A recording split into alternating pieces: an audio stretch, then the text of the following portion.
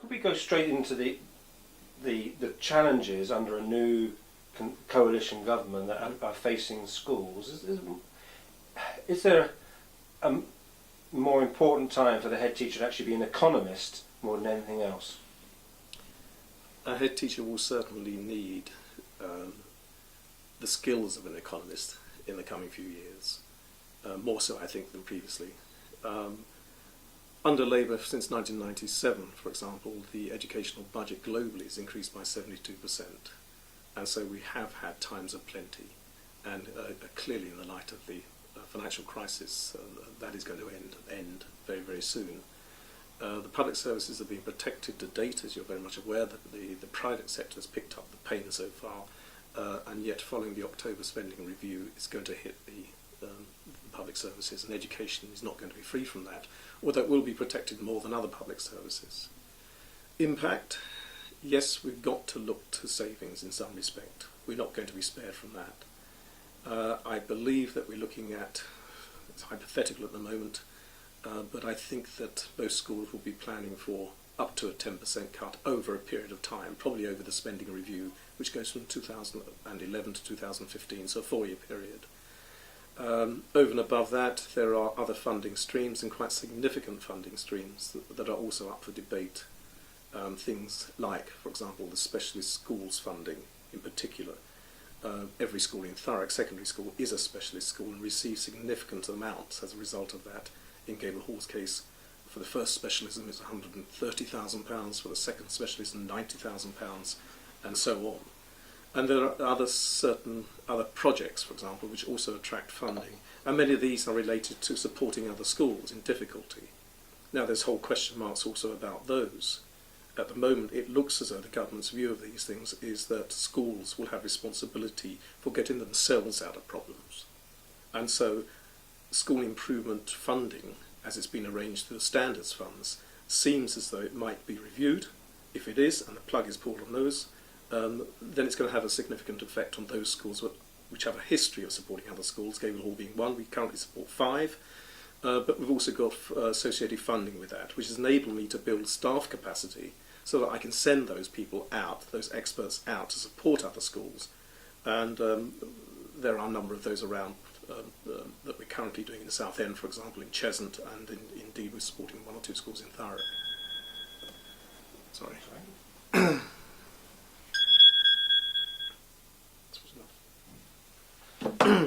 But some might say that after 13 years of all that investment, the fruits of the labour, one person might say the fruits of the labour are, look at the fantastic GCSE results, certainly with English and maths have been achieved. But others might say, still at 10% of pupils in Thurrock going to further education. Could you see how somebody could see both? Some might say it's not working, some might say it is working. Yeah. I think there are whole issues concerning value for money, and indeed we need to scrutinise that. It's one of the things that the government has looked into previously under Labour, and now certainly looking into under Conservative as well, because with that level of funding there is an expectation of standards rising. Now we know in fact in Thurrock, for example, as I speak of the secondary sector, there's been a fantastic increase in standards, and I think we can quite reasonably put forward some valuable cases and some arguments saying there has been value for money and a good return on the investments that you've had so far. The issue with cuts or savings is that can you continue to make that level of improvement with less resources? And I think that's the debate that head teachers are going to engage in their own establishments. Whatever happens is any head teacher is going to have to plan for savings over the coming years. I believe there's likely to be a complete standstill budget, certainly a pay freeze, which will help cushion the effect.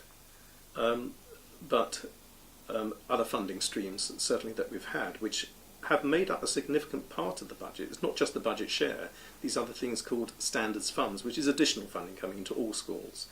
Those I think will be considerably reviewed. And I think any head teacher will be looking very, very carefully at how they utilise their funding in future. The problem for us, more than anything else, is that as conditions of service have improved, and rightly so, they should have improved, there's been a cost implication on staffing. Under the old days of grant maintained, which many of the schools were grant maintained, rule of thumb was to look at spending at about 80% in terms of your staffing costs and try not to exceed that. If you exceeded 80%, you were getting into some troubled water. I don't think there's a school now where the global staffing is below 85%. Many schools are up to 90%, and indeed I know of one or two schools nationally that are at 100% in terms of the staffing costs. And that's because, as I said, some of the workforce reforms that have taken place, but which I think all head teachers have been in favour, but there have been associated costs. And it might well be the case that we need to review the teachers' pay and conditions document, and perhaps to lighten up some of those responsibilities which formerly they did, but now are no longer obliged to do so. Are you surprised? I mean, the coalition government have only been in 16 weeks. Are you surprised at what you're facing?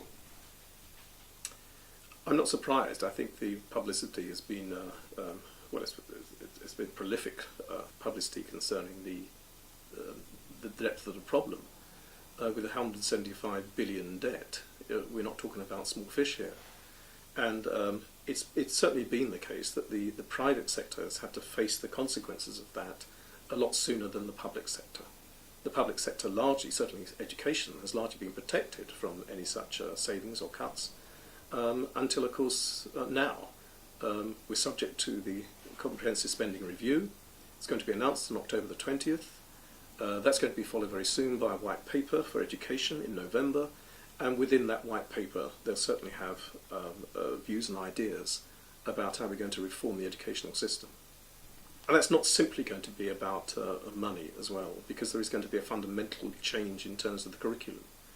There's a curriculum review currently underway by Nick Gibb, the Minister, and also there's Professor Wolf, who's conducting a vocational review.